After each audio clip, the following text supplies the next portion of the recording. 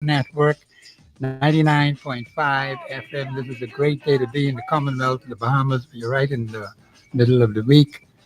That means we will have a special guest on as soon as my producer lets me know that he's online. I will introduce him to you.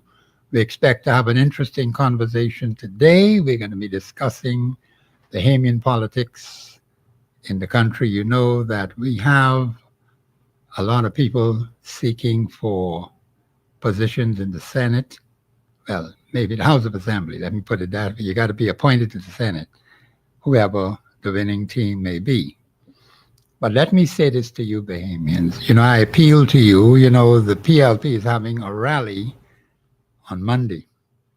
Now, I told you I have to go to all of these rallies: PLP rally, FNM rally, COI rally, other parties' rallies, independent persons who may be having rallies. I'll tell you why that is so. We've been having a lot of problems with artificial intelligence. The major party, the chairman of the PLP, has been complaining about it, people sending out misinformation. It may very well be, Bahamians, that if we are not able to get to them, we could be giving you misinformation. We don't want to misquote any person. This is an extremely serious election campaign, perhaps the most serious in our history. I don't want to pass up this opportunity. You say you love Professor Sidney Walter Thompson and you will support him. Fine.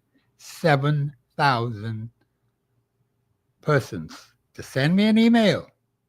7,000 or more. Send me an email. Say, Professor, we are going to support you.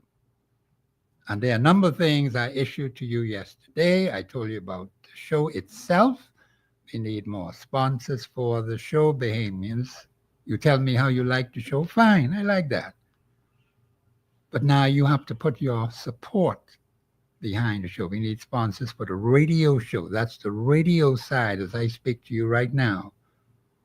All you have to do is send me that email, say, Professor, I want to support the radio show. Well, no problem. We will send you the information. But also, there are some other things that have to be done. And I told you about the research team, 49 persons that are needed. Because Bahamians, there's some extremely heavy lifting that has to be done. I'm not taking these matters lightly. They have to be researched. Interviews have to be done. Information has to be gathered. We have to fact check every single thing. I need a team to do that. Professor can't do that all by himself. You just can't. You have to understand that the media has been gutted. People who were in the media for years are not there anymore. They've gone elsewhere. So right now, everything is as flat as a sixpence. And Bahamians, it is important that we have a strong media in the private sector. We can't go down wrong, Bahamians. That's why I tell you, me until Christ come back. But I have to get your support. If you expect me to succeed as a media personality, and I believe I can, with the grace of God and with your financial support, it can work. Professor Van Dyke is there, right? Oh, okay. All right. I'm still a little confused there. Oh, okay, good. All right. Let's tell him to hold on for a minute for me. But Brother Taylor, hold on for me. I just want to put this out to the public. It is very important, Bahamians, that we take this election very, very seriously. I even understand they're introducing some biometric card. I don't have the details on that, but the first time I heard it about today, and I understand they're debating it in the House, I don't have all the particulars on it. You see why I keep telling you that we have to have accurate and precise information. We just can't go by what people would tell you, or even sources you may have trusted in the past. They also could be misled and deceived. Then all of us getting all kind of funny things across the airwaves. We don't need that. I and my team have to be there live to hear everything that these prominent personalities are going to be saying from the PLP party. They're having the University of Wolf Road. I got to go to the university so I could learn what they have to say. You can't sit on the outside and don't go to class. That doesn't make any sense. The professors are going to be teaching at the University of Wolf Road. So, callers, I want you to understand the seriousness of the times in which we live. If we mess up on this election, we may not have a country. That's how serious it is. So I'm going over and beyond the call of duty to educate the Bahamian people, not only to educate the Bahamian people, but to help you, according to Holy Scripture and according to the Constitution, to make the right choices in your particular constituency. You have to properly evaluate all of these persons. Do you know the character of these persons? Do you know what to look for in a potential representative? And those who are there now, if any of them are running again, do you know how to evaluate them? As I heard on another show, they're talking all kinds of things about a particular party. I won't call the name of the party. We don't want to do that on global radio. Our job is to give you information on all parties. We don't take sides. The PLP, the FNM, the COI, the BCP, and you independent candidates out there. And one called me yesterday and was talking about the independent. And I'm going to speak to that a little bit more in the show because I feel that the independent personalities got to get themselves known to the people. You have to get your radio ads out there. You got to get your campaign strategies out there. You got to get on the airwaves and do these live interviews. You're not going to get anywhere if you stay in the dark. Come on, Bahamians. You got to do better than that. Get your supporters, get your backers to support you and get it going. Now, of course, when you do these interviews, there's a charge by the radio station. We have to charge you for that. It's a lot of work that has to go into these things. And some people who left the media said they wasn't making enough money. And they went elsewhere. I'll leave that just like that. I won't go any further with that. But there's a big lack in the media today, Bahamians. I got to help fill that. You cannot have a weak private sector media. You must be able to speak to these issues that affect the Bahamian people and speak to them objectively. Because remember now, the parties are going to grade me, The PLP will grade me, the FNM will grade me, the COI will grade me, the independent candidates will grade me. I ain't got nothing wrong with that. They can tell you what they think. Is Professor Sidney Walter Thompson objective? Is he telling the truth about us? Is he telling the truth about them? Media people have been accused in the past, and some of them do take sides, no doubt about that. You see it now. Right now, I was listening to another radio station, and the media is taking sides, condemning one particular party. I won't call the name of the party. But that's not going to happen on global. Now, I tell you, we need your support in the show. And also, I told you about I want to get to that rally on Monday. So I want you to send me 7,000 or more of you. Send me that email today. If you ain't sent it yesterday, send it today. We got to move quickly to be organized for Monday. I want to be there live, Bahamians, so I could hear what these professors have to say at the University of Wolf Road. And so we want to catch that first one. That's the first major rally by a major political party called the Progressive Liberal Party. You have to listen to them too, They're running things today. That's the government of the Commonwealth of the Bahamas. But the government comprises members of the PLP. You got to understand there are two distinct things there.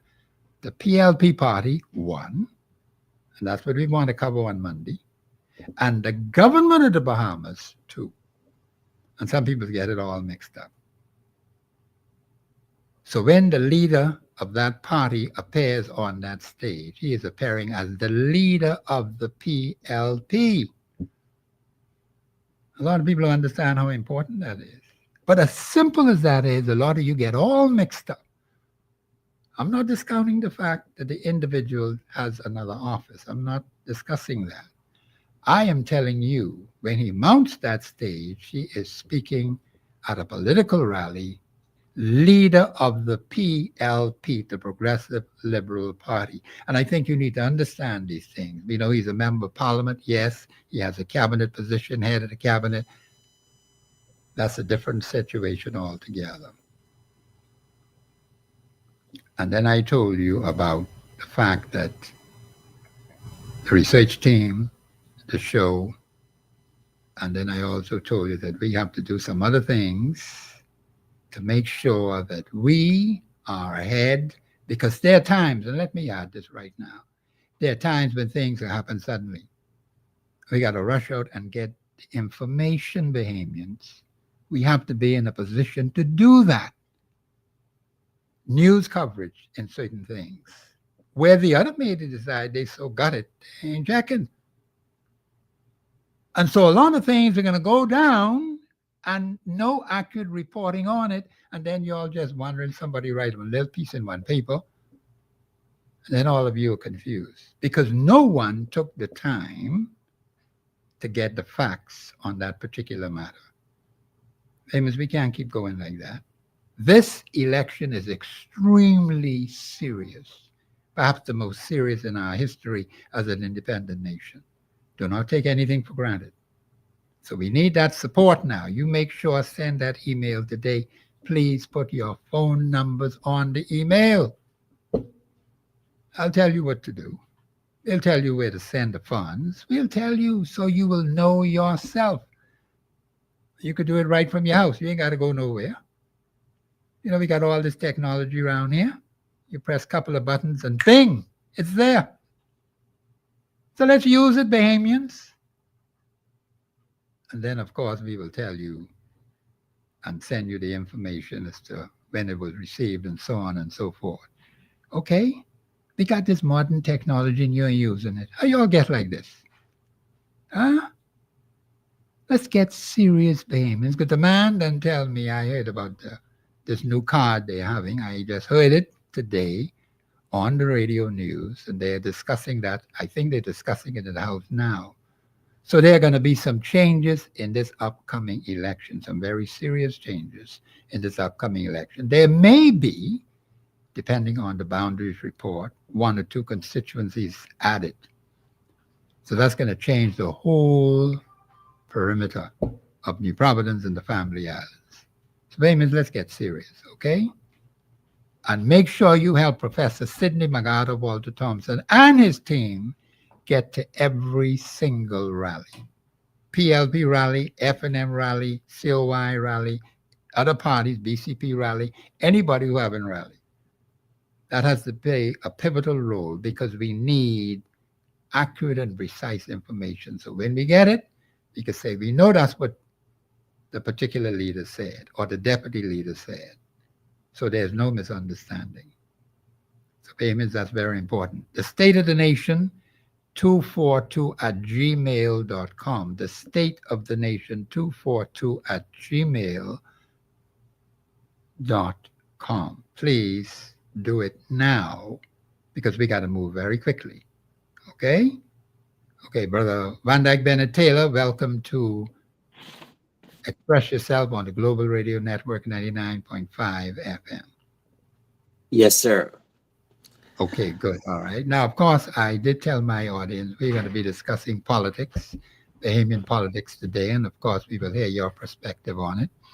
There are a lot of things that are happening, and there are going to be some major shifting in the way things are done in the Commonwealth of the Bahamas.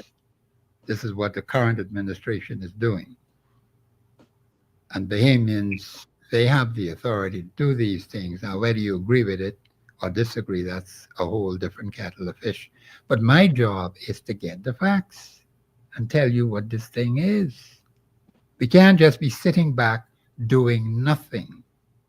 We have to move quickly, and we have to be able to move when the opportunity presents itself. We can't be lax, we can't be lazy, we cannot be sloppy. Brother Taylor, how do you see things going in the Commonwealth of the Bahamas as far as preparation for the elections?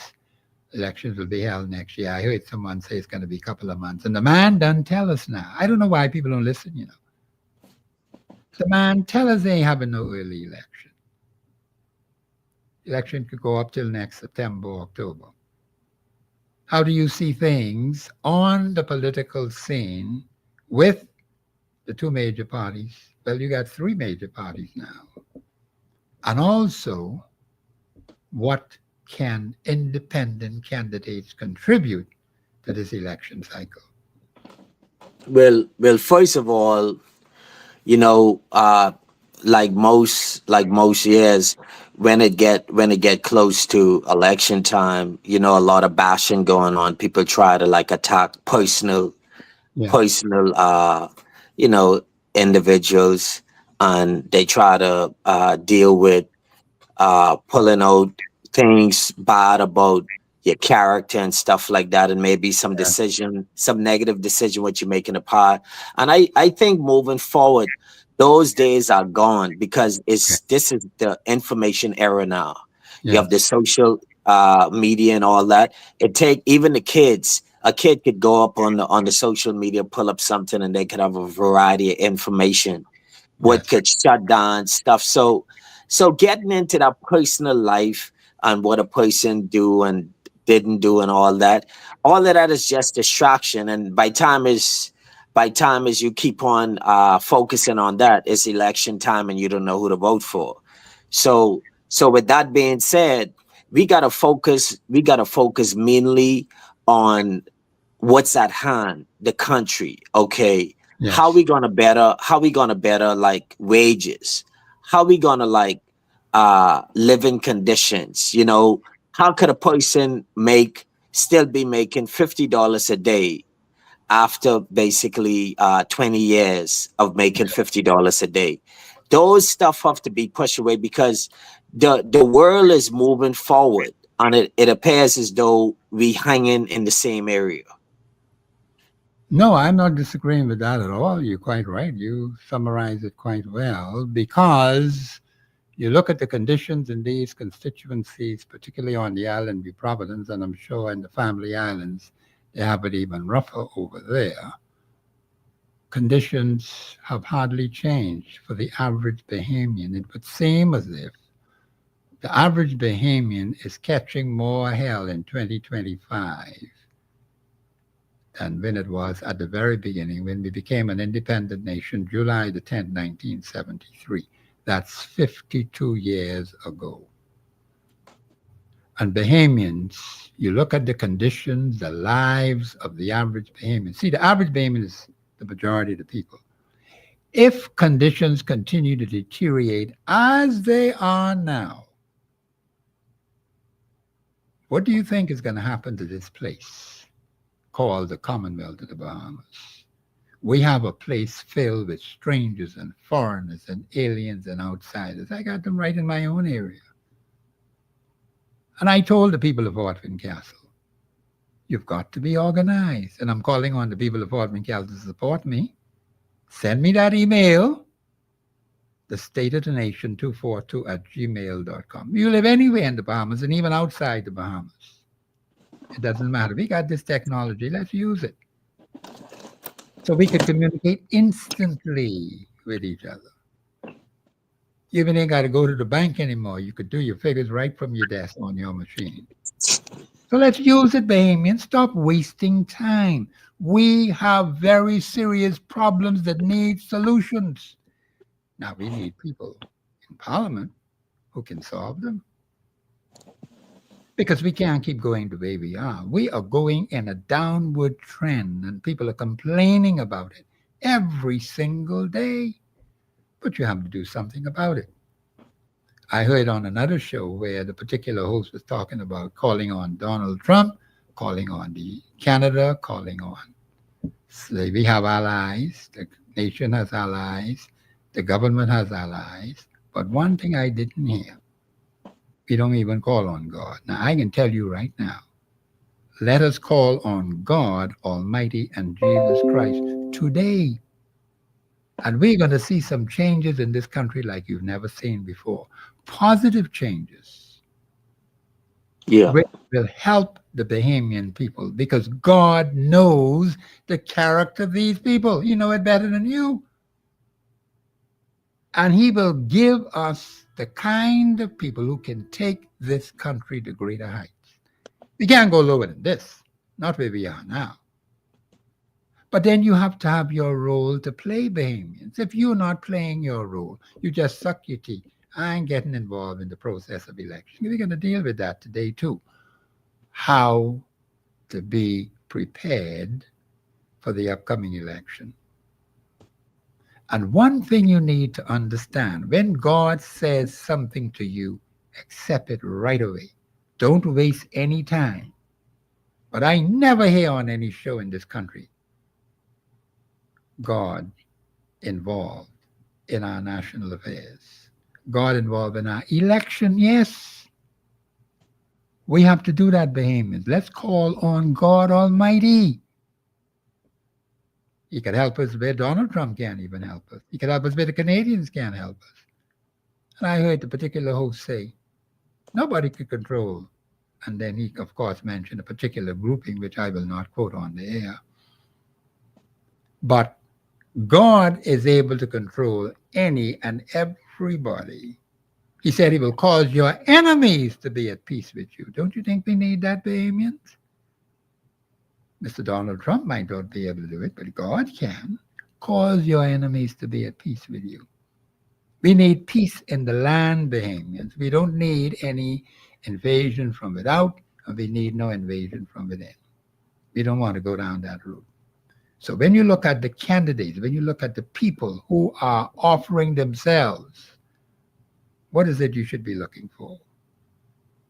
Because Bahamians, you basically have been voting for some people who wear some colors, this color or that color.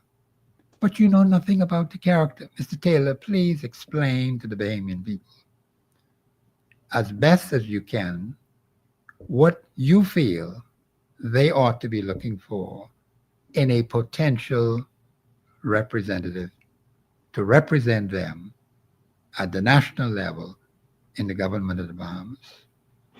Well, first of all, I'm going to start from a scientific point of view. And when I use that scientific point of view, meaning that we are creatures of habit. And what that means is when if you look at the history of a kid from the age of 5 to 17, they move in stages. And the older you become, the more embedded your habits get inside of you. And some habits just die with you, whether good or bad. People just can't break from habit because it becomes a part of their psyche. So if you see if a guy is aggressive and he's not listening to people in his party, he have a problem with relationships, all of that come into play. Like, take for instance, just using an illustration. One time, a person was running for presidency inside America. His name was Christie. He was a governor from New Jersey. And the issue what they had, what one the main issue why, and this helped him not to get in, was his weight. They said, you telling me you want to run America, one of the strongest government in the whole world, but you can't manage your own weight, knowing that if you keep that size up, you're going to get sick eventually. Yes. But you want to control the government. And that's the things what people have to look for. They have to look for the simple things, the things what people are accustomed to, and don't overlook it. Like, okay, does a guy believe in God? Okay, what is his sexual preference? Okay, how many kids he have outside of marriage? Is he married? All of these stuff entail in place because bear in mind, a person is running a structure the same way you run your family, the same way it's the same thing. You're gonna have people that's underneath you and all that. So those stuff entail whether you a female or male, it don't really matter. Just our person conduct themselves before they get in. Sometimes it gets worse. Like Okay. if you give a person power, that's negative. When he get that power, he's gonna be more negative. You give a if you give a person power when he's doing good, more than likely he's gonna do better, and Okay. that's just the human nature. But what I entail in term like in the Bahamas, mainly we have to focus on the community. Here, just the same thing here in America. What happens is the the White House they make these big decisions. Some of these decisions affect eventually. But what happened is the constituents, the stuff they affect like immediately, like the stuff like take for instance, you could go on a wave of crime because the community is not involved, they don't care. And sometimes you could wipe out like some very good kids. Yes. Maybe an innocent bystander gets shot, a little boy got raped, he could get killed, and it's the community was doing this. It's the ones who turn in the head. The one, okay, you know this guy every time he's coming around, you see him have gun and all of that. But because you grew up his with his son, or you cool with his mom, you should turn the head. And what happens is one situation leads to another. So what I'm saying is as you build the infrastructure, like as you come into the airport, you see the infrastructure is improving, Right. but this the housing and the living conditions and the people are remaining the same way. Like if you Okay. look at some of the houses, I came back, some of the houses, the only thing what they do is now before when I left it, they might have painted the house, now it need to get paint. So the house got worse because the people lack funding. So what we need to do as a nation in terms of the government who you choose, you got to make sure that these people is not taking the police in the community. Urban renewal, walk around, ask, stop by couple house, put the put the media behind them, take couple photos, and then say they help the people. Those days are over. Those days are over. Like you have to like constantly show accountability. Like, okay, if you say you help, then every month show us what you helping. Okay, what you did. Call the person name, bring them up so they could tell you you telling the truth or you telling a lie. That's the way you have to make the community accountable. And when I say the community, I mean like the member of parliament. Like, okay, that's your community. Let's see what you're doing. You're not doing nothing out there. The people them should protest to get them out. Because a person could be wiped out before they finish office. That's in the Constitution. Like they don't have to complete their seat. If it gets so bad, they could be removed. Because the same way the people put them there, they could call for immediate meeting and move them. And until these things happen, a person that want to give up a contract, a small contract, maybe $500, 1,000, 2,000. They never seen a contract in their life, so they think that's important. That ain't no money to give up everything what you believe in for, just for a small contract, which gonna go away in 4 years. And now when the money runs out, you right back to zero. And that's the problem. What's happening in the Bahamas? Like we need to stop thinking short term. Short term is good. Short term is good when solution is the objective. But if you just thinking but a band-aid on a cut and you're not trying to heal it, that cut gonna get worse eventually. When you remove the band-aid, the cut is still there.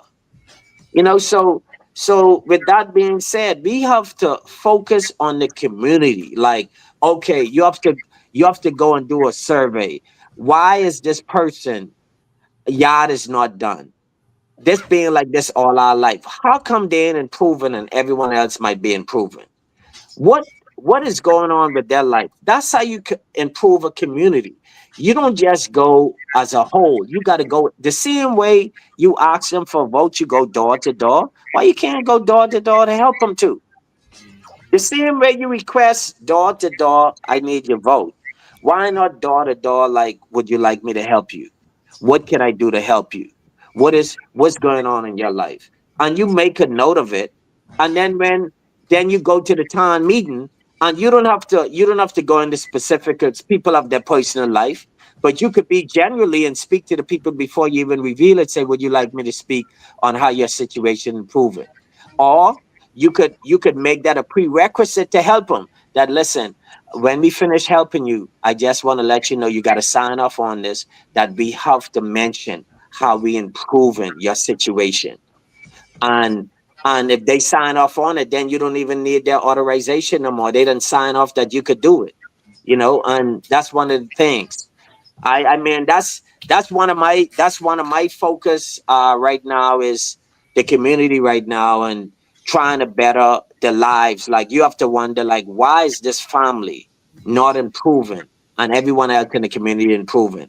What they might have a drinking problem. One person might have a drinking problem with separating the whole family. You might have to address that one individual, because if one individual could disrupt a whole family, you got to find out where the core of these problem is individually in a community. So all of these member of parliament, they can't just get in, take couple pictures, dig, carry some trash in a truck, do it for 1 month, take couple pictures, and then use that to say, hey, we help you out some trash. Say, That's no, the trash got to get cleaned up every week. This like forever.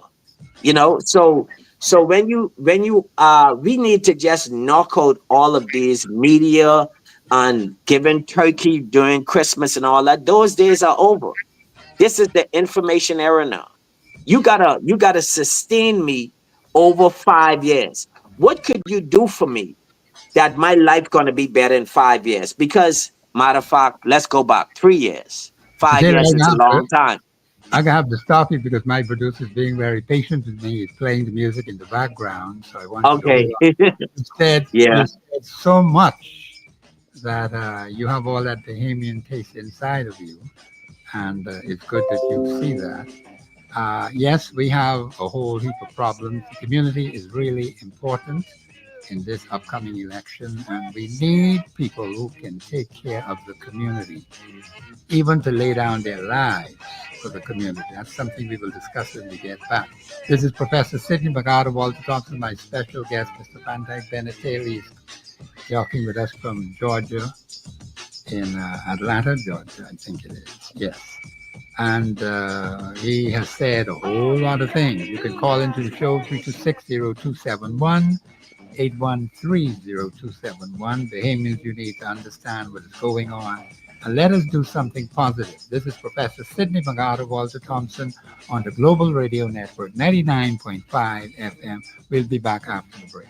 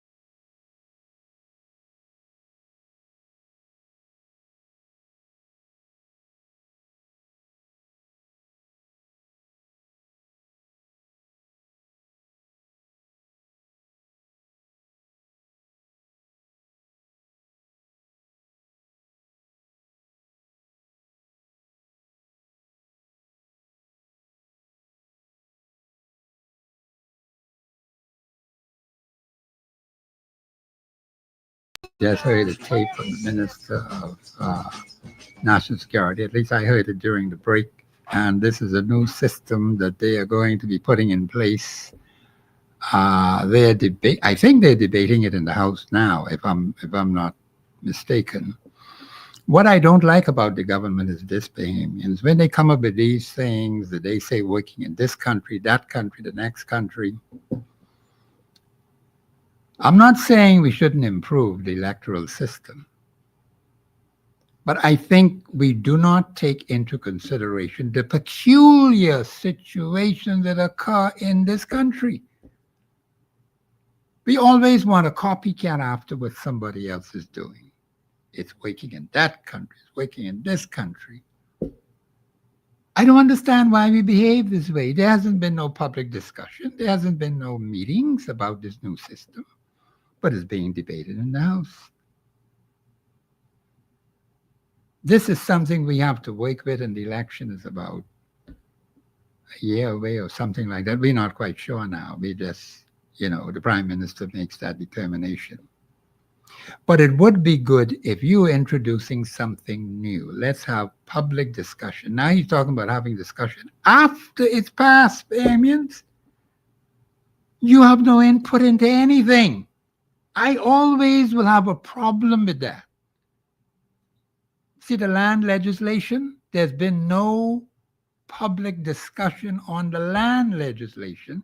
They've already passed it in the House and in the Senate. And then all we can do is hear what they have already done. What else can be done? All you have to do is look at it. This is what the government wants to do. That's it. Bahamians, is that the way we're going to continue to run this place? I don't think it's fair to the Bahamian people because it takes time for people to adjust to these things. You can't just rush upon them in 1 week, say that's what you can do, and then push it down on them. It may very well be a good system, but at least give us time to discuss it, to be able to digest it, to be able to understand it. Feedback from the public. There has been, as far as I know, no public discussion on this thing. Mr. Producer, if you have that tape ready, I want you to play it so Mr. Taylor can hear it and the public can hear it, and we will go from there. Go ahead, please. Formally adopt biometric-based voter registration and verification, and will introduce new biometric voter cards, e-poll books at polling stations, periodic voter verification exercises, and enhanced data security protocols. They do so with the utmost transparency, supported by changes to primary legislation that this House will debate before the summer break, Madam Speaker. Madam Speaker, with this step, we are following a well-trodden path. We're not reinventing the wheel. Biometric voter registration systems are already successfully in use in many countries across the world, including India, Ghana, Kenya, Brazil, and Estonia. Closer to home, our sister Caribbean nations such as Jamaica and St. Kitts and Nevis have also implemented elements of biometric verification in their voter registration or civil identification system with great success. These systems are widely recognized for enhancing security and increasing confidence in the integrity of electoral outcomes. The implementation of these changes is projected to occur over several months. This will encompass, Madam Speaker, public education, equipment rollout, staff training, and the legal activation of the new framework. Mr. Taylor, you heard that. I'm going to let you comment on that because, this is the first time I'm hearing about it. In fact, I heard it the first time today on the airwaves before I came to the station. What do you think, Mr. Taylor? Well, biometrics, it helps with fraud. It helps with fraud, but at the same time, it could invade your privacy to a high extent, meaning that with biometrics, most of the time they request signatures and stuff of that sort. And with that being said, you sign off on something what could in turn transfer into another department. And with that being said, you could have a mistaken identity with biometrics. So after you do your voter's card and all that, and you done clear the election, now they have all your biometrics on file. And by having a biometric on file, they could have a mistaken identity, and they could pick you up because it happened here in America a lot, and they could do a mistaken identity, and then before you know it, you're arrested for whatever reason because they have your information or they sell your information to a company, and the company in turn, it could cost your career or your job. It just like the biometrics is a little invasion of privacy, but at the same time, you might need it just to stop the fraud. Because with biometric, it helps with fraud. It helps with a lot of fraud. Yeah, I'm hearing about this for the first time. And I know how it is with the Bahamian people. This is coming up just shortly before a general election. You talk about months, is successful here, there, and everywhere. That is what the minister himself said. I don't know about that. I don't know how it's working in India. I don't know how it's working in Jamaica. I don't have any specific, clear-cut information on that. Now, this is something that's going to be new. The average Bahamian may not fully understand what's going on.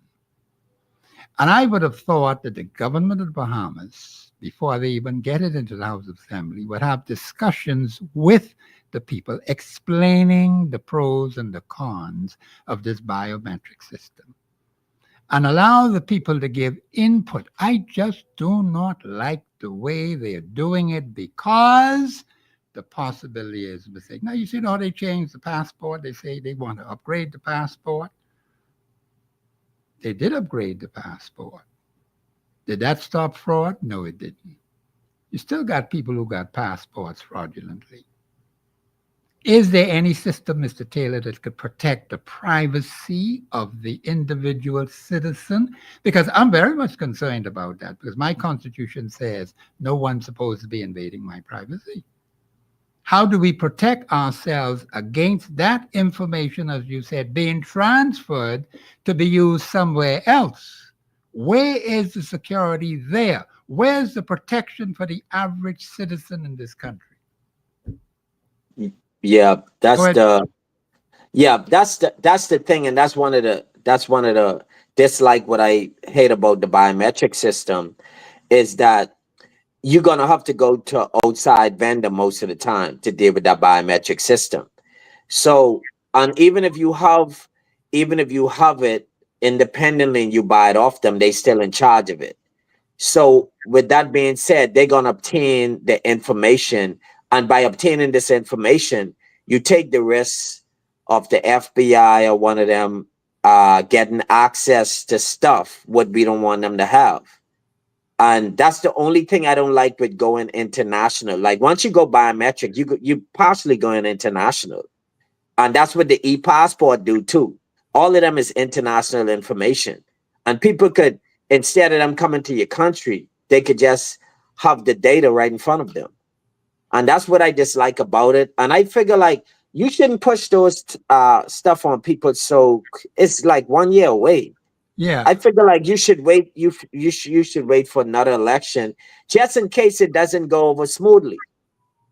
Like if it don't go over smoothly, then we gonna have some complications. Bahamians, I want you to call in about this, because this is something brand new to me. I'm hearing about it for the first time. Of course, I have to get more information on it.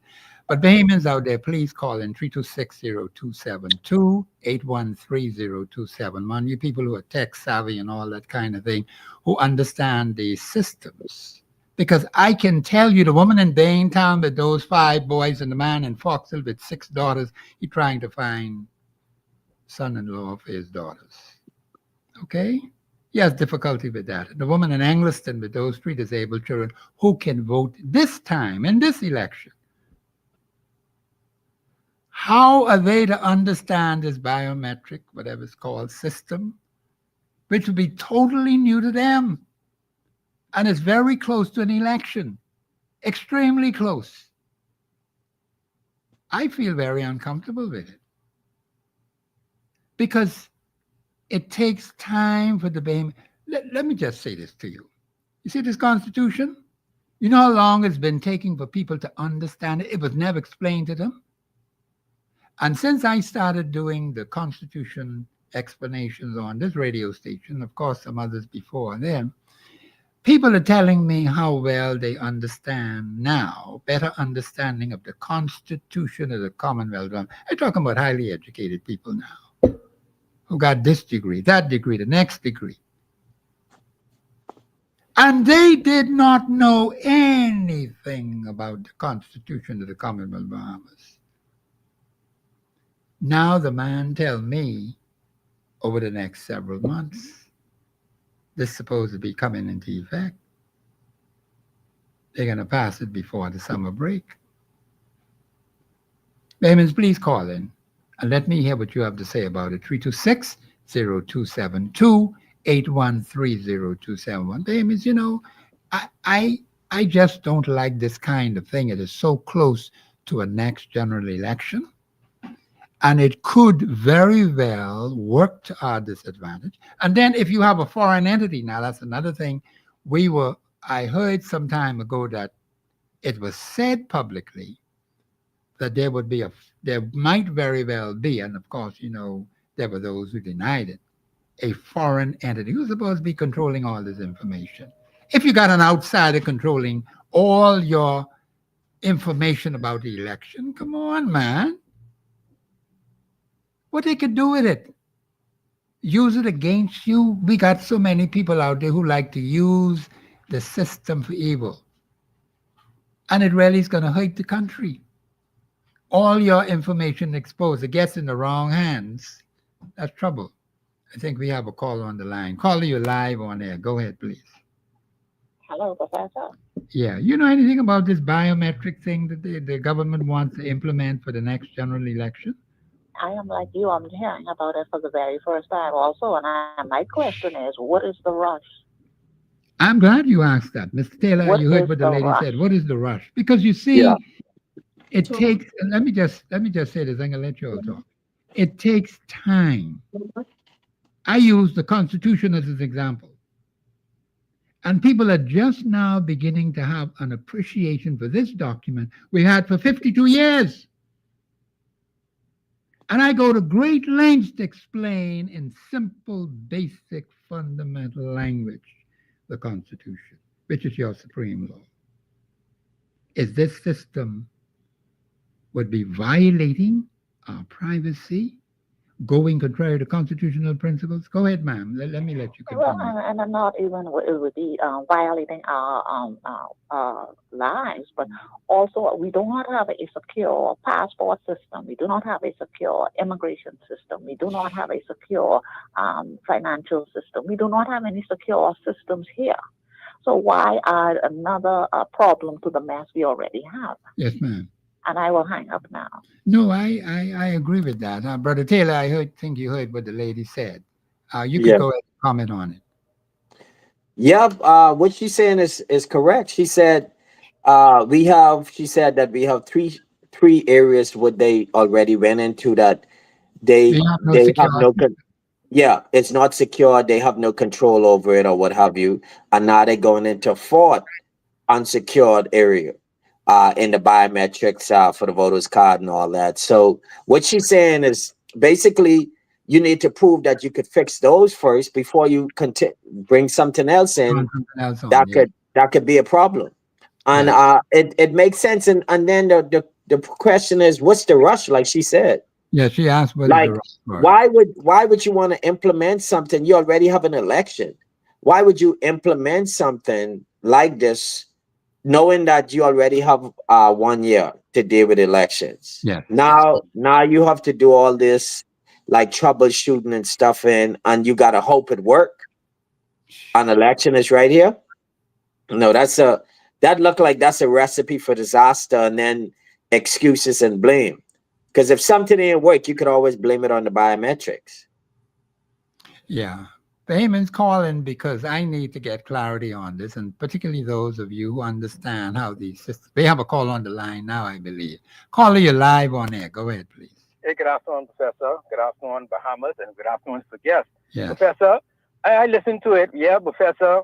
It's to the Senate now. Professor, they done stamp it and put it to the Senate now. But Professor, you know what we got to ask them? The requirement of getting the old voters card, is that the same? Does that mean the same? We got to keep an eye on that. Is that the same requirement? Yes, sir. The same thing to get what you need to get your voters card. We need to go and tell them that. Don't let them try to swing us. And Professor, that's what they do. They do hard with that thing too. The Christian Council need to come on. They only say a little bit. The Honorable Doctor, Minister of Health, he say a little bit. He remembers the drug thing mark, and he remembers the marijuana act. I ain't say big game play. He slick. He just put a little bit in it. I want to know. Now, Professor, let me say this clearly before I go now. I want to know if the same requirement of getting the voters card could be due in this thing. Because the Constitution say you could upgrade. If you see a country doing good, you could upgrade. Yes. But you cannot move the landmark. Now, Professor, I say that I will say this. I want the Christian Council come in. I could get him one. We have one thing, and we say, listen, when they try to bring that legal drug on the Christian people, we can do them in. I ain't see him do nothing. So I can say my thing up. Before you legalize drugs on the Bahamian people, I walking around and I looking around. We don't have much of Bahamian noise. Why don't you then do something for once your parents are Bahamian and you got a Bahamian passport, we give you half whatever the pay is to the College of Bahamas. Why don't you do that? Man and woman, I don't care who he is, man or woman. Why don't you implement that? Yes. Why you going to go? But Professor, my call is, make sure, I want a white person to say, because they don't listen to us. I want a white person to say, what is the requirement to getting it's going to be the same thing of getting the pass, the citizen, what they call it, the voters card. Yes. The requirement to be the same and being backing on the constitution of that. Now, Professor, I can't say that for the senators, but they sure don't pay attention to the constitution. That's all I can say for the day. You raised some interesting points. The callers are raising. I want to hear from more callers, man, because you see, I'm disturbed by what I'm hearing. And, I don't understand why we want to behave like this. What is the rush? The lady asked, what is the rush? The possibility always exists with human beings that you could make substantial errors and the country can suffer for years to come. And if a foreigner is going to be involved in it, then the governor ought to tell us. All your business, we can hand it over to one stranger, one foreigner, one alien, one outsider, man. I'm not too happy about that, Bahamians. I don't want no foreigner interfering in our business like that. They're controlling everything. So when you think you're secure, you're not secure. They got all your information. Someone told me about all your other information in addition to you being on the voter registration list and all of that. They have some other things added to this thing, man. I'm not comfortable with it. What do you think, Bahamians? 326-0271, 326-0272, 813-0271. Callers in Grand Bahama, I want you to call in as well. And from the family islands, Bahamians, you see why I tell you. See, I knew something like this could possibly happen. This is going to be a very serious general election, Bahamians. It will either make or break the Commonwealth of the Bahamas. You understand how important that is? You see why I tell you I got to get to these rallies and ask you for your financial support? I got to go to every rally, Hear what the PLP got to say, what the FNM got to say, what the COI got to say, and dissect all of that information and bring it on the airwaves so you can understand. Because you see, I know this is going to be very complicated for the average Bahamian to understand what is going on. But we don't have any input. That's another problem that I have with this. The land thing, no input. The biometrics thing, no input. They just take it right to the House of Assembly, pass it, give it to the Senate, they rubber stamp it, send it to the Governor General, and bang, it's law. Come on, man. How much of this crap are we going to keep taking, Bahamians? We're being used. We're being taken advantage of because we do not have any input. Brother Taylor, go ahead, please. Brother Taylor, you there? I'm Go here. ahead. Yeah, but Yeah. I see. I am already disturbed now because I don't like the way this is happening. No input from the public. No public meetings on this new system they want to implement for the next general election. I don't like Yeah. that. Yeah, but I just don't like how they like to bring in another country, how it's work in another country. Exactly. And because when you use the term work, you gotta specify details like Yeah, that. It can be clear because what might work over there might not work over here because they have different laws, they have different systems in place. Even their funding might be different from ours. So when you use those this working somewhere else, how did it work? Exactly. What did they do? What's the prerequisite? Okay, so you can't just generalize and say it worked and we're gonna follow it. If that was like that, everyone would be doing stuff what America do. Exactly. Because it doesn't work like that. You could like look at an idea, but you gotta shape it according to laws and your culture. Because Exactly. someone culture might be different from ours. It's no way you could have a culture working in America where they have different laws, and over here, like we are like in the Bahamas is a Christian nation. Yes. The Bahamas is a Christian nation built on Christian values. Spiritual So values and the rule of law.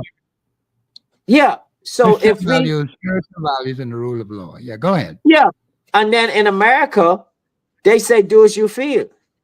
Yes, I mean, it's exactly. so many words. I mean, not directly, but that's what they mean in so many words.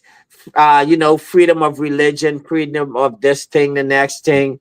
If you want to change your sex, you could. All these stuff, in America. We don't, our values is not like that.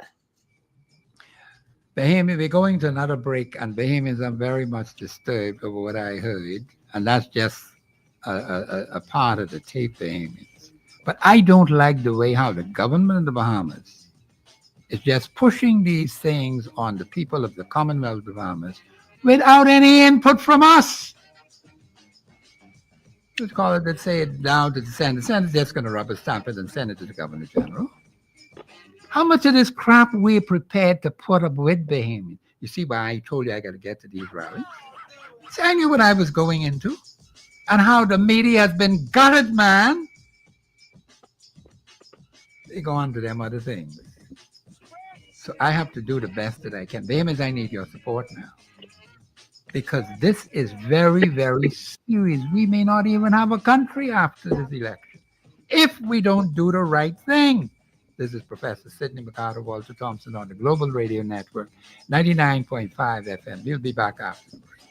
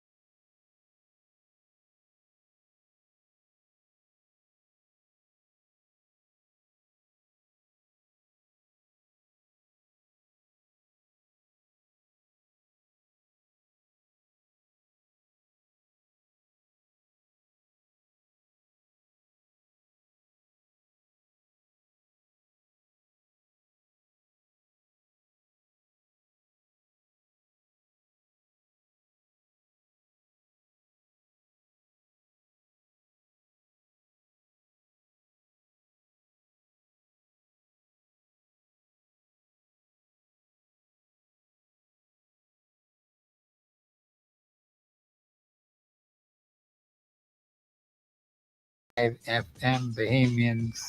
We're talking politics today. We're talking about the political parties.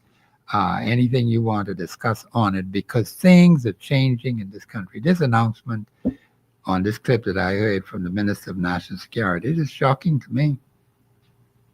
Like the caller asked, what is the rush? What are you rushing for? To do what?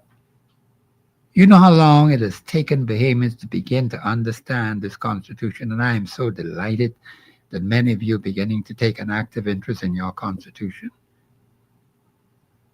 I've been working at this for a good while, Bahamians. And I am so delighted when I hear people. In fact, we had one caller yesterday and the day before. Constitutionally sound. I couldn't say anything. I saw it say, boy, that's constitutionally sound. That's why I have to do my job, Bahamians. See why I keep asking you to support me? Because the media has been gutted. People went elsewhere. Now, why they went, that's a different kettle of fish. Caller, you're live on air. Go ahead, please. Good day, Mr. Thompson, and to your guests. Hey, how are you, man? All this well. I was just here listening and thinking about what could I call and say, right? You know anything about this biometrics thing? Because I'm hearing it for the first time. Me? Man, from what I understand, not from what they're saying, but from how it works, it's just them using our fingerprints, probably eye, whatever, different things like that. And then they have that on file that is then attached to your voter's card. So it would be more digitized in terms of registration and record keeping, outside of what it is currently now being paper-based. So as the caller said, once they continue to follow the Constitution, then the upgrades should follow the same suit as the existing model of how they register persons and what this card represents. It's just going to be a different type of card which could do more when you talk about biometrics and the capabilities that then from this voter's card will it be able to expand into in terms of debits and credits, purchases. Because there's so many things could transform from there in terms of their system. I don't know what type of system they use. I'm just going off from based on just general knowledge. Okay. Yeah. So, because it doesn't really be fair of. It's just understanding, like you say, voters' knowledge to process who votes and then who to look out for in terms of internal. Because we don't need the voters. We only could do so much. But the persons who work in government with tasked with these responsibilities have to know the Constitution and have to ensure that when their red flags are caught, they raise them. Yes. But see, we have a weakness in the system because that weakness has been for the last 52 years. That people who work in the system don't know the Constitution. Right. You got people signing all kind of funny things overseas, all over the place, who do not understand the Constitution of this country. Right. So it should have been mandatory that at least the work in government should have provide classes and allow persons, made it mandatory for persons to be trained and to have this knowledge. You got people callers sitting in cabinet today who don't understand the Constitution. Do you understand how serious that is? Very, but now here's our power or here's our leverage. As we continue to educate the populace or those outside of Parliament, they are the persons who really, at the end of the day, makes the decision. Yeah, okay.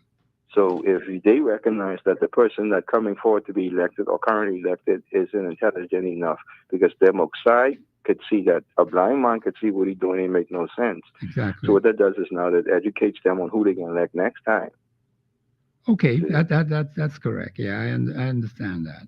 And, so, but what I wanted to draw the point to is when you talk about control is I come in, I could then bring something to a parliament and automatically get it passed without scrutiny or opposition because I have control. That's the circumvention I talk about in terms of dictatorship, how you take a democracy program and you create a way to now work it in a way that is dictated. So dictated means even though I have persons on the board, because their allegiance to this party, whatever I say goes.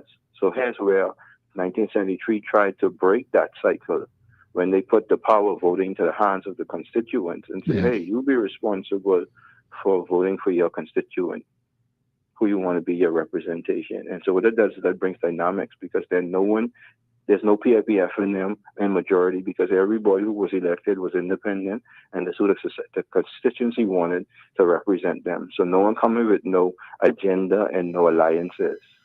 Okay. Those would form in Parliament for the first day when we get to know everybody for the first time. Oh, hey, Marathon. Oh, hey, Bamboo Town. You know, I mean, independent Bamboo Town, independent Marathon, independent Gardeners. We don't know each other because we're in a part of this party system where we was always knowing each other, and our job is just to do whatever the leaders say, or the whip keep us in check. Yes. You see, and so that's all knowledge, information, because we never taught it.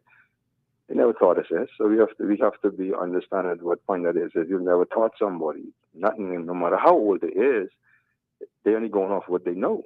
Yeah, but that is true. And, you know, there's tremendous misinformation out there, and I'm very much aware of that.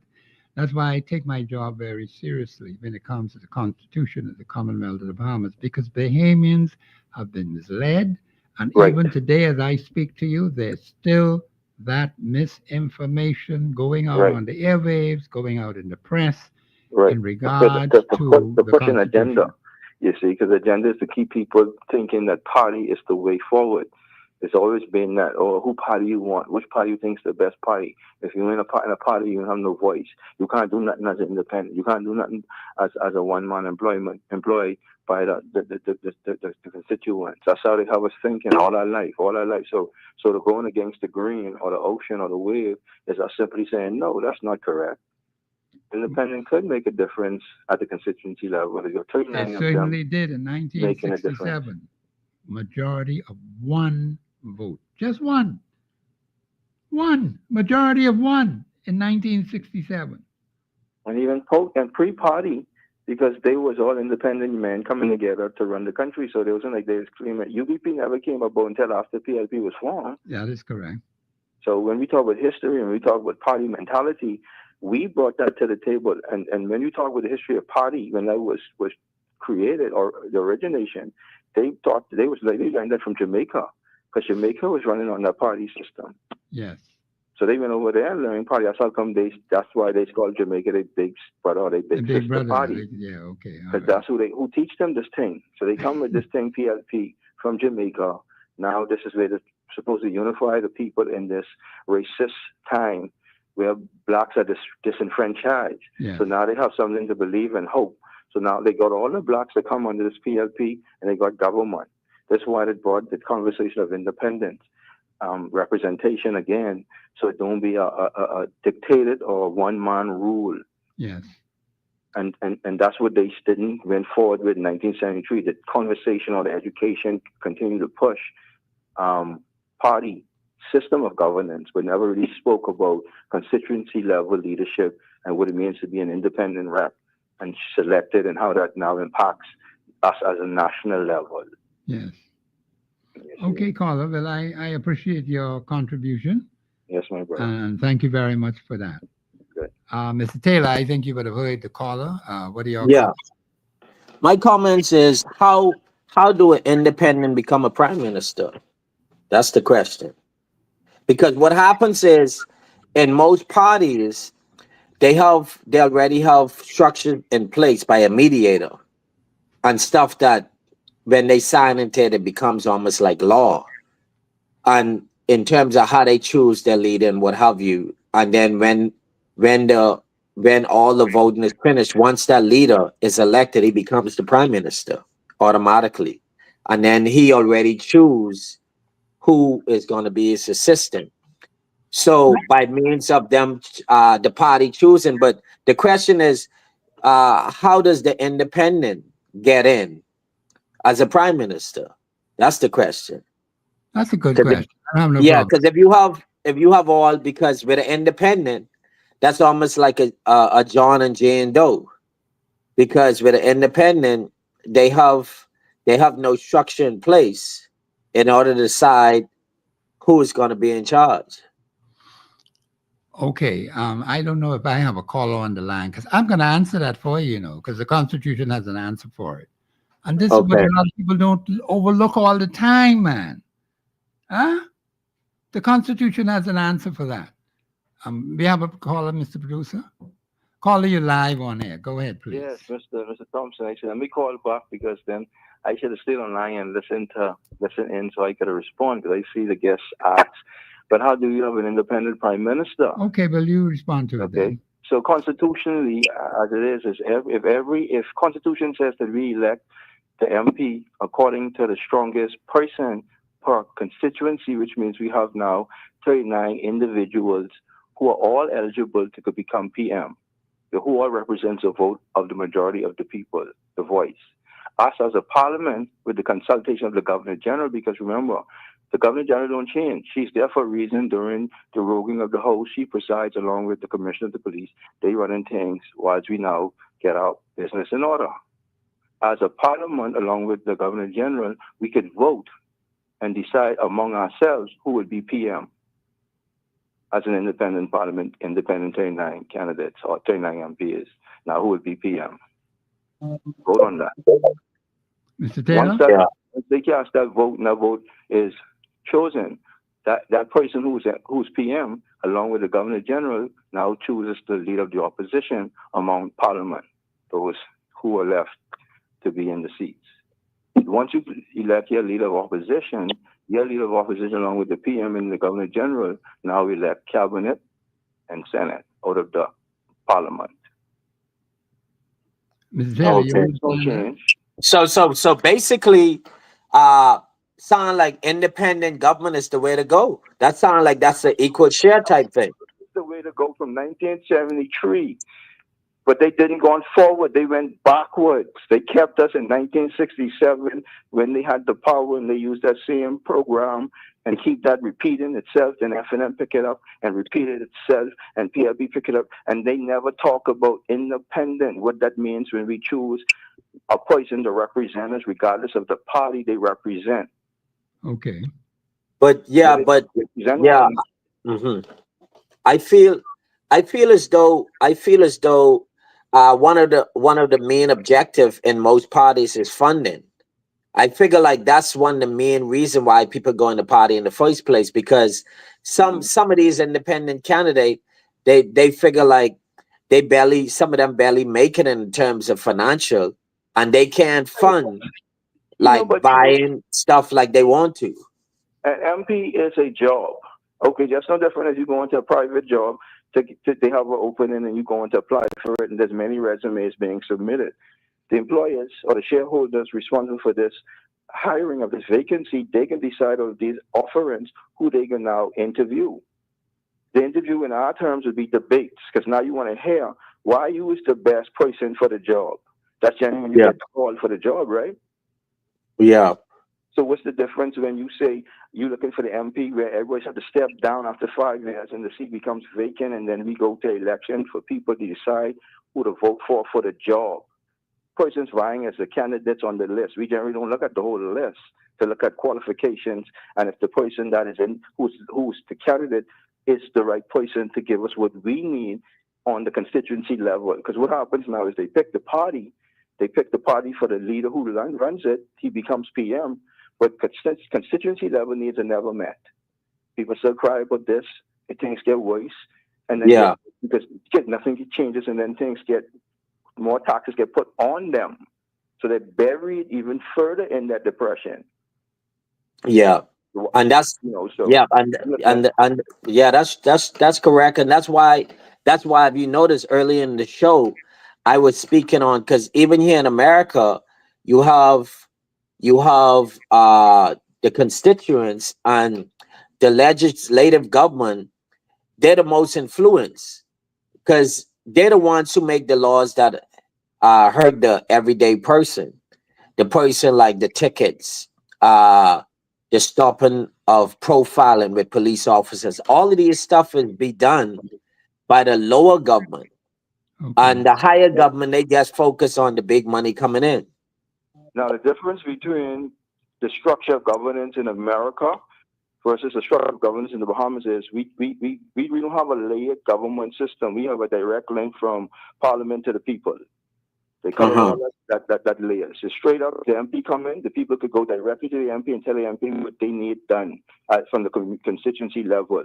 The MP is supposed to go to Parliament and bring those things forward after research and understanding. Are there policies in place that are restricting the people from being able to continue to grow? Or are there any policies in place at the end of the day that needs to be implemented to allow this new thing to happen? And so when they go to Parliament, they discuss this as a group. They are able to determine that, okay, my constituency needs the same thing. Oh, even mine. So it's supposed to be a collective change or solution so everybody could get a piece of this and go to their constituency and make the change happen at the same time. Yeah. So how they operate in Parliament.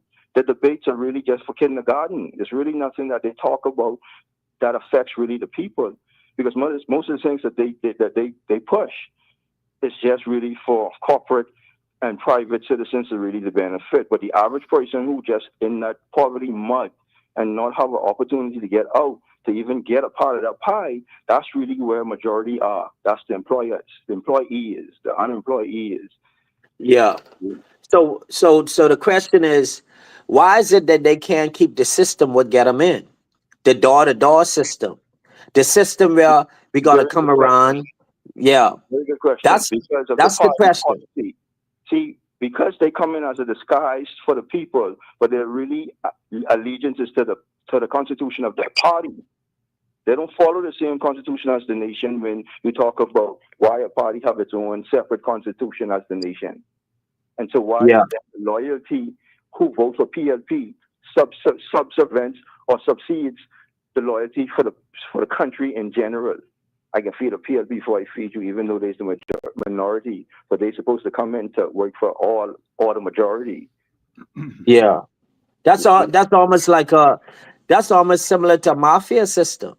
Right. If you really look at it, a quasi government, if you want to be corporate with the word, but it's just a government within a government that creates the thing. So they come in to run the government through the process of the government, but then once their leader becomes PM, his agenda becomes priority over the people, and why he campaign on the people priority is. Because keep in mind, each of them is campaigning on the people priorities now. They spend money talking about what they can do for the people. Jesus. Parties after parties, just parades after parades. I can do this for the people. But when they get in, they do it for the criminals who would smuggle and then make that's why I use the mafia system. Because if you notice in our country, different from a lot of different other countries, is that if so-and-so kid, I mean, even here in America, they do it, but more or less because there's so much system in place. But in the Bahamas, like if someone's son get catch with drugs, I remember one time, just want to use factual stuff. One time, Celine and Oscar Penland's son, he was get caught with marijuana, and that was washed away. That was gone. Yeah. Like in no time, he didn't have before, and you ain't really have but that much. Yeah. Like it's almost like you already know the outcome before it even starts. And that's what we changing, Daddy. The mafia style, because we're mafias. Because mafia send us to school and get education from universities and foreign, and say come back home to be the difference. Because the mafia say I tired that. I want that for the children forward. I want it right now. Yeah. So now that's the fight against what's going on now. The push and the pull, because you get young men like me who they would love to have on a party, but I ain't interested in their style of governance because it ain't empowering my Grammy or my Annie, who I love too. And because they ain't a part of their system or they team, they suffering. Yeah. It becomes a favoritism type thing. Yeah, I ain't on that run, because that's why the country's so stagnated, because you get persons who don't meet the criteria, but they get in position to make decisions for people, and it's collapsing. Things ain't working because they ain't qualified and they don't want to say nothing. They just want to keep that job, get paid that money, and love the perks and the benefits, while the people ain't getting no solution. Okay, Calderville, I appreciate your contribution. Yes, my brother. Thank you very much. Let me just say this, because I'm going to see, I have to deal with the Constitution of the Commonwealth of the Bahamas. The Constitution allows political parties. The Constitution allows for individuals to run for these various seats.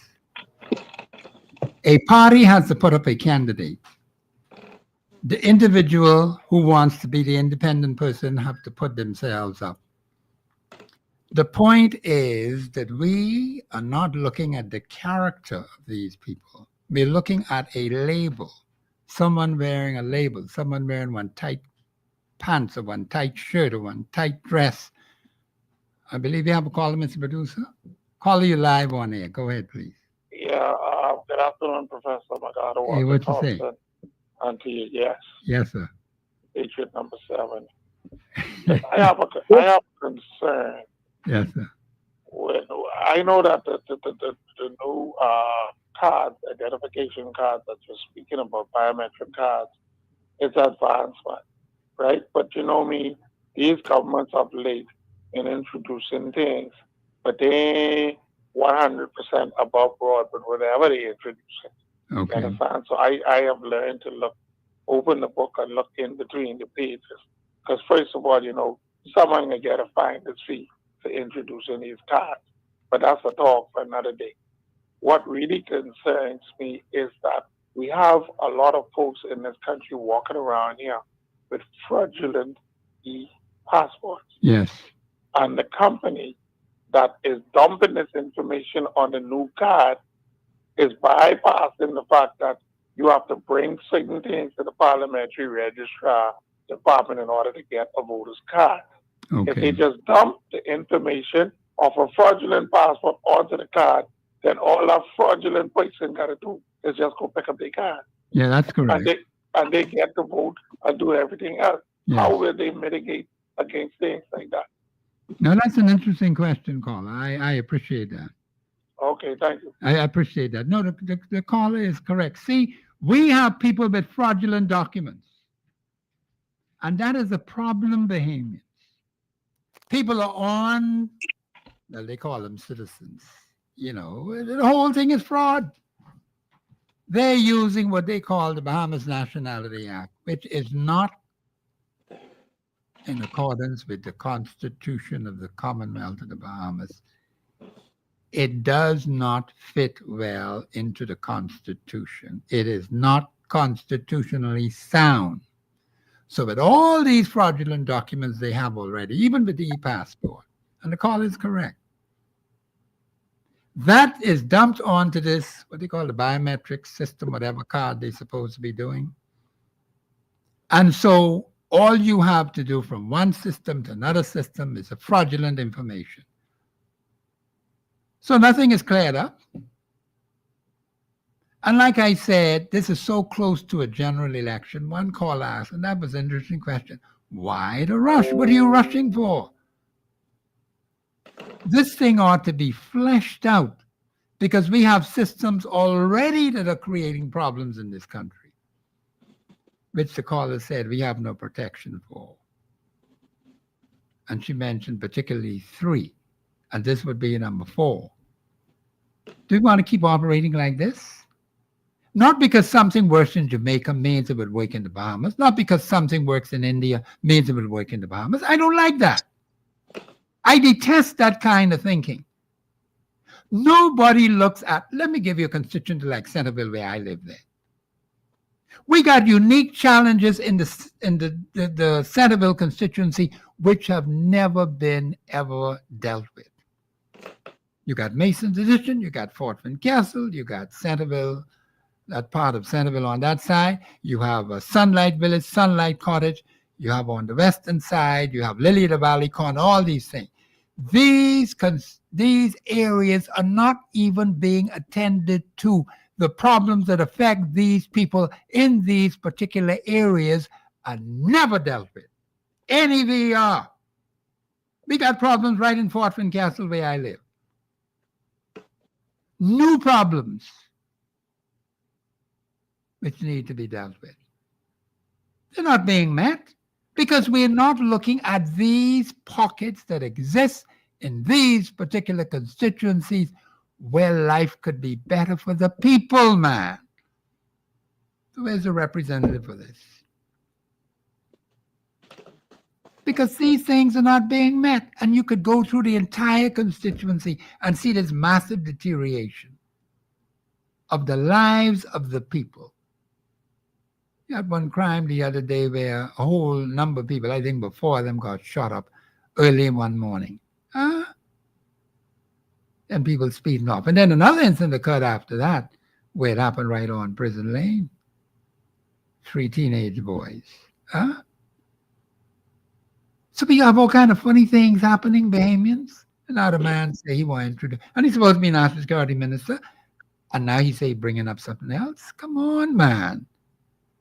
It's frustrating, Bahamians. We got problem after problem after problem. And the last caller raised a very good point. That's an excellent point. This fraudulent thing that is being out there now, that's in the system, being transferred to this new card. Mr. Taylor, what do you say? Yep.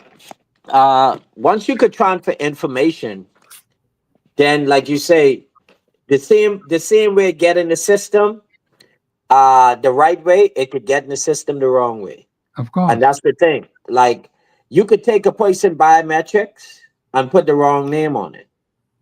And just say, it's a shame, but the same way they put it down, they could put it in the system and it could be the wrong person the whole time. You know, Yeah.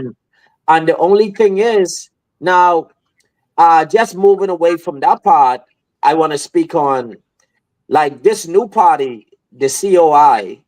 Like, I really want to, I figure like, would you think that Lincoln Bain would be the new Rodney Monka, the one who speaks for the people?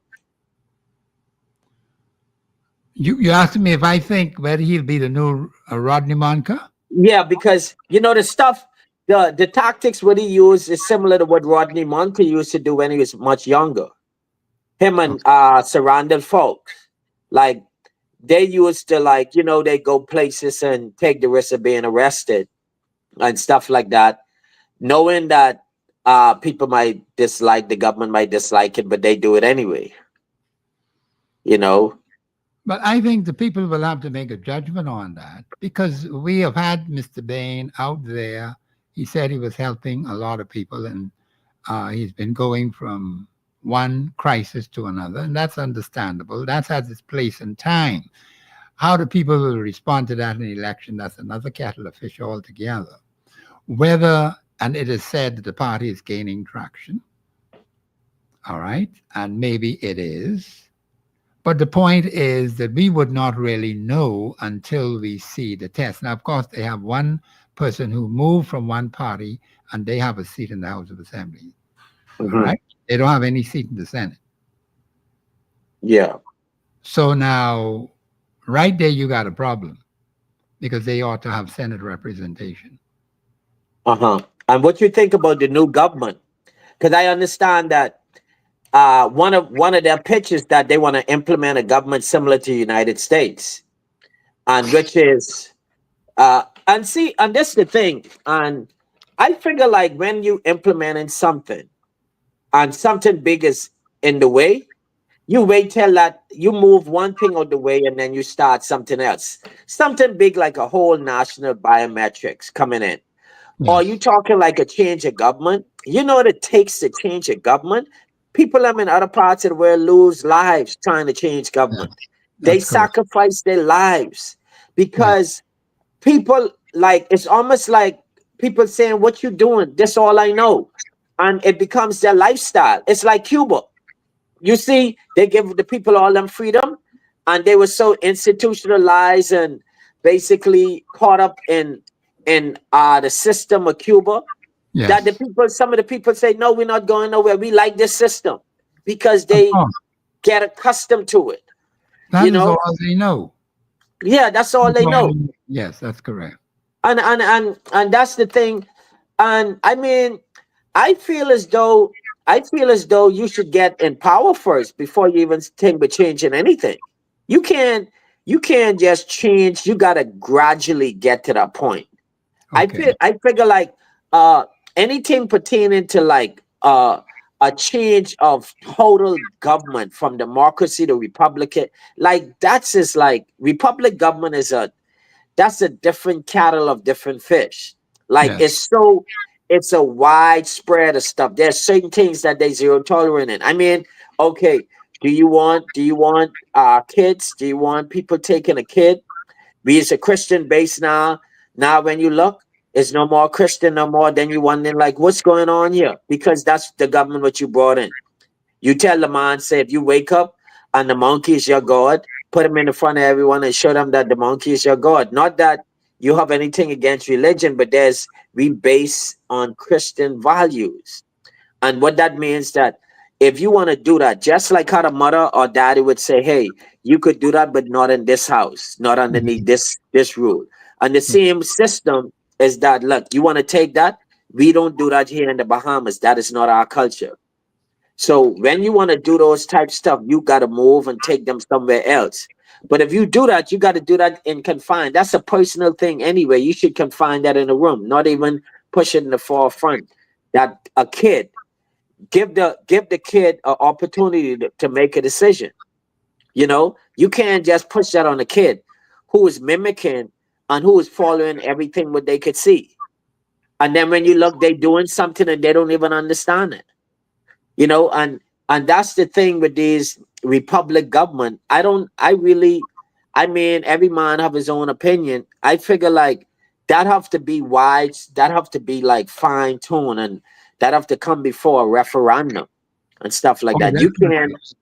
You it definitely have to do definitely, it in the morning. yeah, yeah, definitely. And then you have to bring at least 50 points in the front of a person, 50 major points that why you should change this government. Because you gotta, if something is here and it working, it might be working 1,000%, but it might be working enough that you still could go home to your house. You could go there, get some money. You ain't gotta struggle as hard. I mean, even though they do, they still struggle hard in the Bahamas. But I mean, some people don't. But I'm just saying, like, the Bahamas is a nice place and all that. And I figure like I just don't like there's no control over the pricing. Like the people like they've been like making too much money off these items. And it's almost like it's stealing. Like take for instance like super value. How could you get some stuff in? The government give you all this freedom to bring a yeah, they pay taxes, but not on a lot of stuff. And they give them a big percentage off. And when they give you these big percentage, you still rise up the price to the roof. And then you make all this money. And then when price control decide to come in the store, they come and they say, oh, you're doing this wrong. We're gonna hit you with a small fine. By the time you hit him with that small fine, he done so far ahead of you that he look for getting a fine. Where you only check ever so often when people start to complain. And Okay. and yeah, and We're gonna that's have to the go to break. We're gonna have to go to break, Mr. Taylor. Music in the background. My producer's being very patient with me. This is Professor Sidney McArthur, Walter Thompson on the Global Radio Network. The lines are open 326-0272, 813-0271. We want you to call in to express your views on the politics in this country, things are happening, this biometric system that they wanted to put in, and also the working of political parties, candidates. What should a representative ought to be doing? Are these things being met? I gave you an example of what's happening in the constituency where I live. A lot of things being overlooked. This is Professor Sidney McArthur, Walter Thompson on the Global Radio Network, 99.5 FM. We'll be back after the break.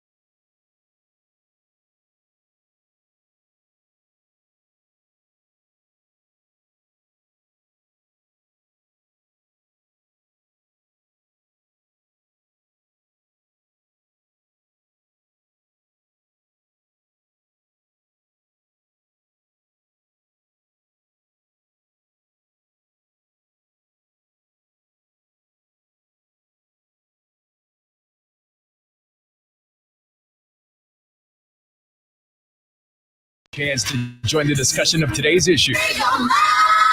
Let your voice be heard. Speak your mind and express yourself. Call in and participate at 326-0271 or 326-0272. WhatsApp us your concerns on 809-2310. Follow us live on Facebook and globalradio99.5fm.com. Express yourself.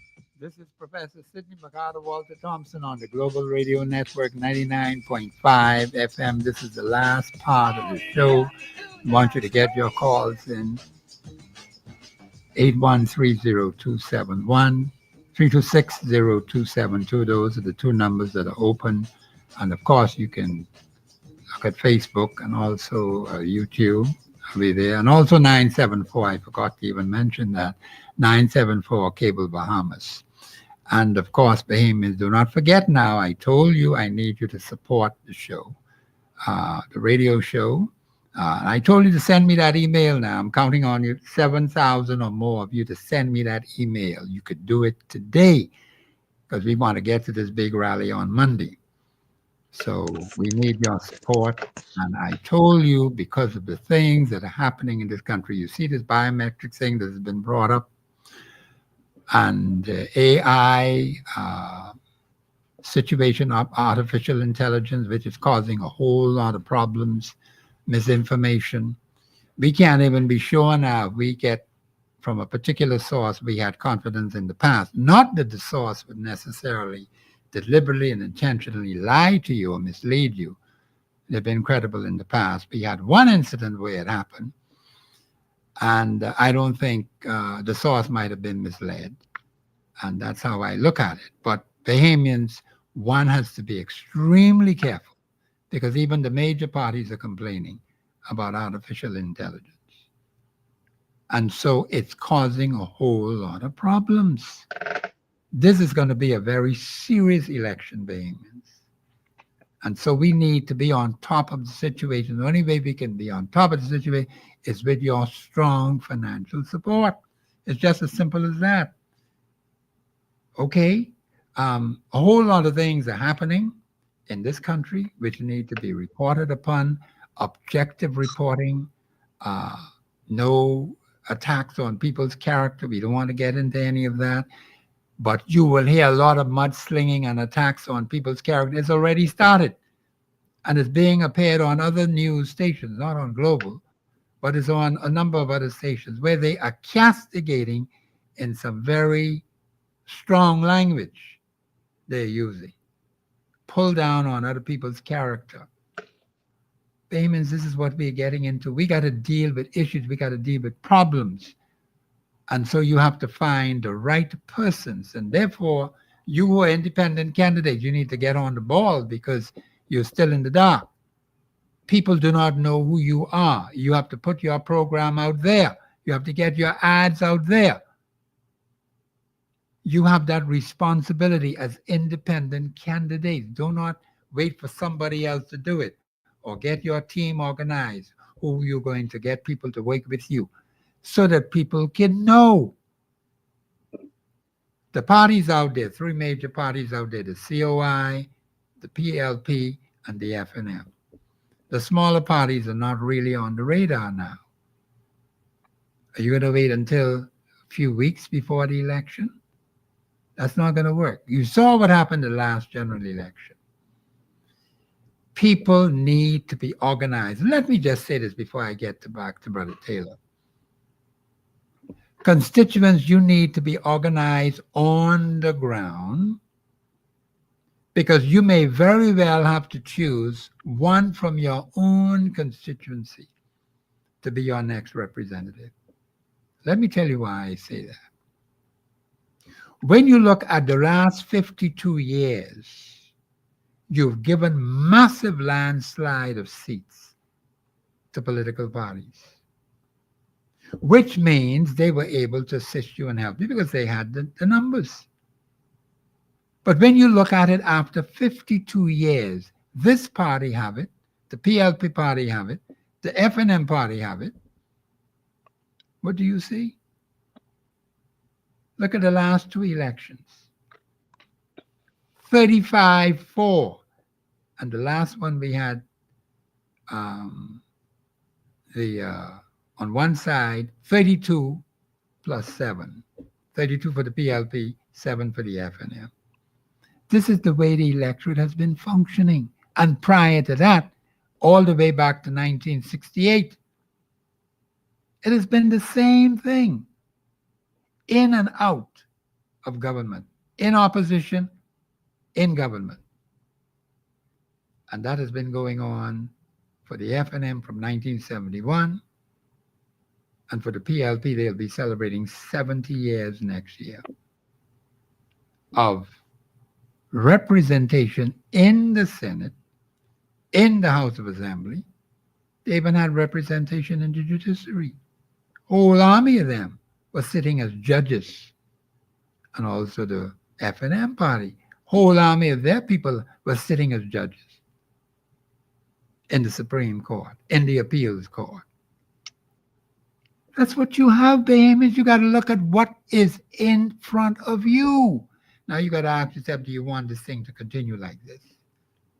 Where you keep rowing and carrying on every single day and not one major problem solved in your constituency. Is that what you want to keep going at? Every single day you're rowing and complaining about this, complaining about that. And it's destined to get worse. Because this election is going to be very serious. It either would make or break us in the Commonwealth of the Bahamas. So, Bahamians, we got to be serious. We have to get that information. So we ask for your support, 7,000 plus more of you. Send that email to me today and say, Professor, we want to support you. And you put your phone numbers on the emails because we got to get to that first rally on Monday. All right, I don't want you to disappoint me now. We got to move quickly, Bahamians. We can't waste time. And some of you, sometimes you sit so long, you don't even get up anymore. Because you've been sitting for 52 years, Bahamians. And you let things happen. That's why we're in the predicament we're in today. We got to look at what has happened to us. Why are we the way we are? Why are we having all of these? Mr. Kramer. Pardon? I didn't hear you. Mr. Taylor? Yeah, it's Yeah, go ahead. I said what you saying is so correct. I mean, because I tell you the truth, we borderline right now. If you notice, like I was looking at the guy in charge of the Haitian Bahamian community. Yeah. And apparently they was anticipating that they would have a protest in August sometime. But he came on social media and he acknowledged that no which way they're going to have a protest underneath his regime and underneath his lead. He said there's no such thing going to happen. Well, he established that. So now, could you imagine a government get in place? Now you have 5 more years of that. So now you have 5 more years. And if they choose that, okay, we can have like 3-4 rallies. By the time it's the next election, it could be over. Like, I mean, like everything could be foreign by the time it's that. And so what we have to do is, because bear in mind, a lot of Haitian community, like don't misinterpret what I'm saying. Haitian community is really, really good for the Bahamas now because they're already embedded inside of us. But we got to control the bad ones coming in. And what I mean by that is that it's really, really hard for a guy who have education, who making money, who's doing well, hop on a boat and come to the Bahamas. They're not going to do that because I know Haiti is set up whereas either you very poor or you doing well. That's how they set up over there. And the people who do well, they educated, they doing stuff in the community and all that. And they doing, I mean, the revenue sharing in Haiti is not really terrible in some ways. Once you obtain, like, you need advanced education in order to survive over there. And you could get, like, if you're a doctor, lawyer, stuff like that. But for the most part, I feel as though we have to control the immigration issue. That's a very, very big issue. I feel as though the community is really big. anyone who choose a party, that's have to be the two focus. Uh, that's the 2 points that could decide whether the Bahamas move forward or not. Those same 2 points. If that immigration if that continue to get out of hand, what happened? The guns gonna continue to come in, and when the guns, because bear in mind, if I come here illegally, then what did I brought when I came? Because bear in mind, that's how a lot of cocaine get in. Because you could have like a person could be on a boat and he really don't want to leave Haiti, but they put him on the boat because they say, man, if he could get past with this could be a lot of drugs we could sell in the Bahamas. And that's how you have to think, because they could have guns and I mean, not the Bahamas, they never defend force, they never say what they found on these people. They just say, oh, we have 500 immigrants we caught or what have you. But they never say what they found on them as they apprehend them. And that's the struggle what I have with that part. And on the most part is the constituent. I feel as though, and this is my opinion, that the same way if the government or the MP would focus on every individual house, log their problem, log their, some of their misfortune and stuff, that log all these information, give them an opportunity, sit down with a counselor. You have an alcohol problem, you have a drug problem, try to give them a window, not just push them aside, walk past them all day and you scorn them. Because you have to know that same individual what you leave, they could have a son, but could turn a criminal. He could be the one to kill your mother, your sister, rape your auntie or whoever. Because you can't just overlook problems in your community, because that might get up on your doorstep. And that's what a lot of people don't understand. Like, you have to go with prevention. And by going with prevention, you have to put the right party in. And like you said, a lot of these talk shows, they too fully into politics. A lot of these talk shows, because when they speak, you could hear what party they for. And they say it like blatantly.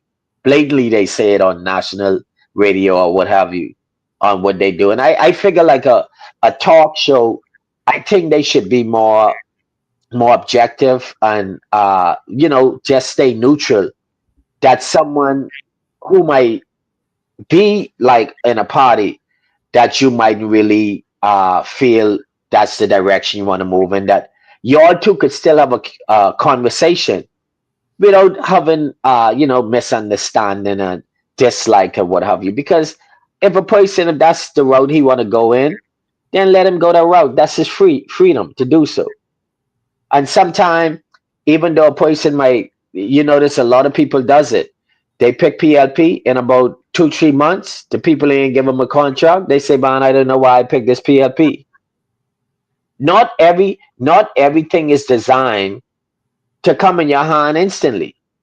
You got to go there and work. You got to go there, work, get your education, save your money, and stop with your habits. Men, stop gambling. The Bahamas, that gambling thing, I think that's one of the worst things they ever. I mean, it helped the Bahamas in some which way, but the same money what they getting from the people, I want to know what they doing with it. Because I figure like all that money what they making, they should push that back into the community, because that's where they get the community money from. I figure that they should have take that money, all the money from that gambling, what they getting, all that taxes and all that, and push it right back into the community where it came from. Help the people with gambling problem, like, because they can gamble anyway, whether you make it legal or not, they'll gamble on the ground. So what you'll do, you say, I'll tell you what, I'll make it legal so I can see who all of y'all gambling. You get all the information, all that, and go door to door.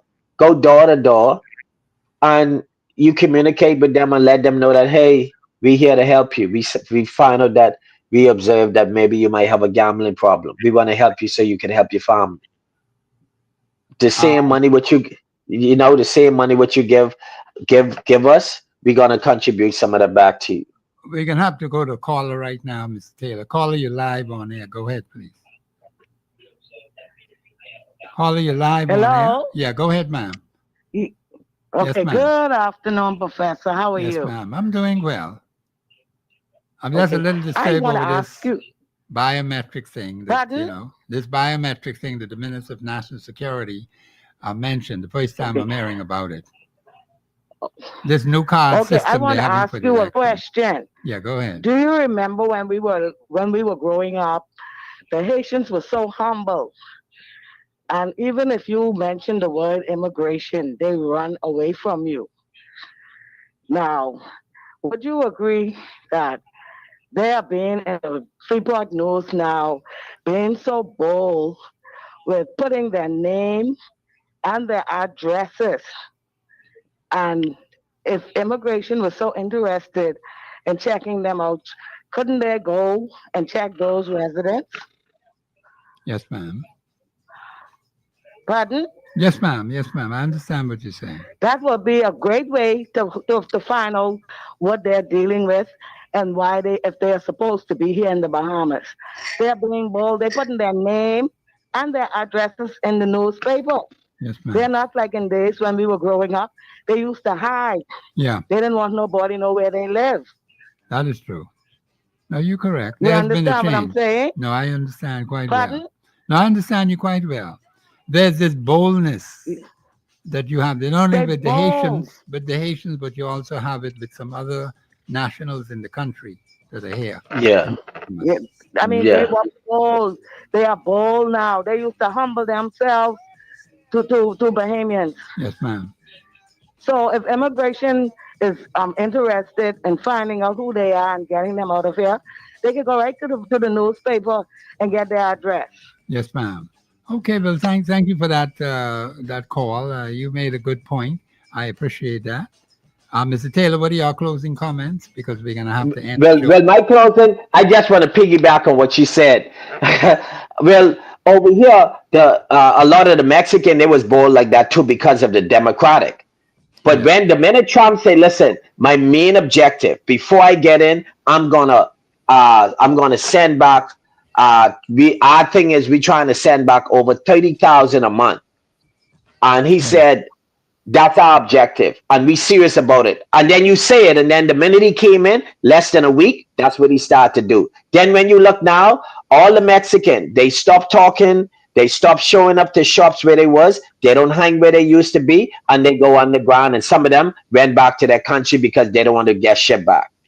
That's all we have to do. Like you have to I must say, I like to say Hubert Minnis. He was saying something, and I only want to take one part because he say a lot of stuff what I might dislike too. He Well, said one part. Brother Taylor, we're running out of time, and so maybe we'll have to leave that for another day. I'm Yeah, sorry. okay. The music is All coming right. in louder now, and my producer is being very patient with me. Thank you very much for your contribution, Mr. Taylor. We appreciate you. Thank you. And the last caller who made that observation, yes, that's an excellent observation. People are being bolder now more than ever before. Now, tomorrow, of course, we will have a special guest on the show tomorrow. We'll be discussing some other issues of national importance. This has been Professor Sidney McArthur, Walter Thompson on the Global Radio Network. Please be safe. Have a pleasant afternoon, and we will see you tomorrow.